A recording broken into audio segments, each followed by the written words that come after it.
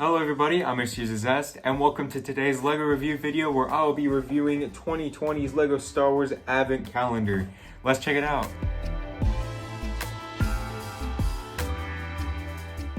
For those of you who may be new to the channel, welcome to Excuse Zest, where we do all sorts of really fun things with Legos, Nerf guns, video games, and more. If you'd like to, please consider subscribing to the channel by hitting that red subscribe button down below, and also hitting that bell icon right next to it to be notified when we make new videos. Alright, so before we officially start today's video, I just wanted to point out that we have a couple more videos up our sleeve, including more review videos, one for this AAT and one for this AT-AT, as well as our final modification video for the Razor Crest for this year. We will be, of course, making more modification videos here in the near future, but we are going to be learning how to build the landing gear for the Razor Crest this Sunday, so stay tuned for that. Alright, so now to get back to what we were originally talking about, the LEGO Star Wars 2020 Advent Calendar, and oh my goodness, I absolutely love this thing, and here's why. Out of all the years that LEGO Star Wars has been making these Advent Calendars, this was the one that actually caught my interest out of all of them, and the reason being is most of the ones in the past had included like these little lame blaster holder things. It just didn't seem that appealing to me. And this was the one that I ended up getting this year because it actually looked really, really cool. As you can see on the box, we get a decent amount of ships and stuff, as well as a decent amount of minifigures, as well as a couple of pieces that I don't personally own, like that little top hat on our Snowman Gonk droid, as well as even like a Porg. I don't even know if you can get those in a whole lot of other sets nowadays. And besides that, there's two very desirable figures in here as well. And also for me, I also want to get my hands on the new Stormtrooper, which by the way is not that great, but it still works. As well as the Sith Trooper and Luke. Like, believe it or not, I really don't have a whole lot of Star Wars sets, just because growing up, I kind of grew up a lot with Ninjago.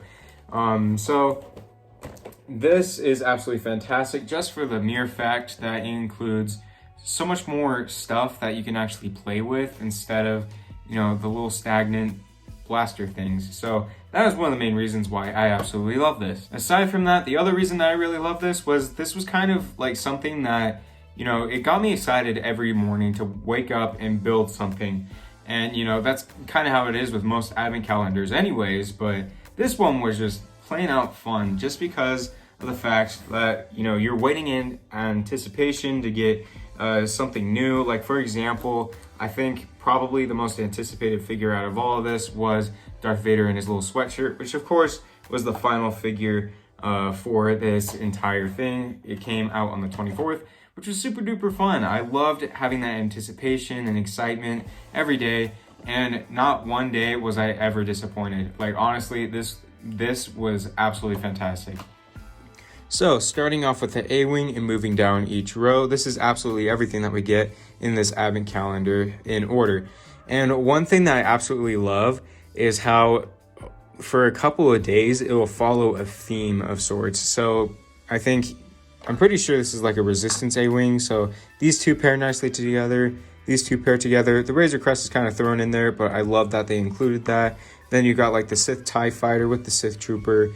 Then you got like the X-Wing and Rey, Dio, and the Millennium Falcon, as well as the Porg. So those guys are all together. Then they go into like prequel era stuff, which is super cool. So you get like the Republic Starfighter, whatever it's called, and then the Pit Droid. And then it goes into like Hoth stuff, which is super cool. And then finally Empire stuff, ending off with Darth Vader. So a couple of the highlights for me in this particular advent calendar, of course, were like the ships and stuff and the obvious desirable figures like Darth Vader and Poe Dameron in their ugly Christmas sweaters. But aside from that, I also really appreciate the fact that they threw in a couple of, non-festive characters like Luke, Rey, the Sith Trooper, the Stormtrooper, even like the little battle droid, just because they all make a fine addition to my collection.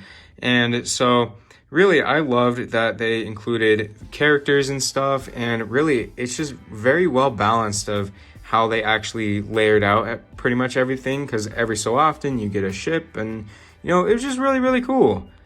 So as I've mentioned many times before, I absolutely love this year's advent calendar. I feel like LEGO did a fine job with, justifying the $50 price this year in comparison to like the past couple of years. Like, I feel like this set in particular maintains its value very well. And I highly recommend buying it, even though it's pretty much already halfway through Christmas Day.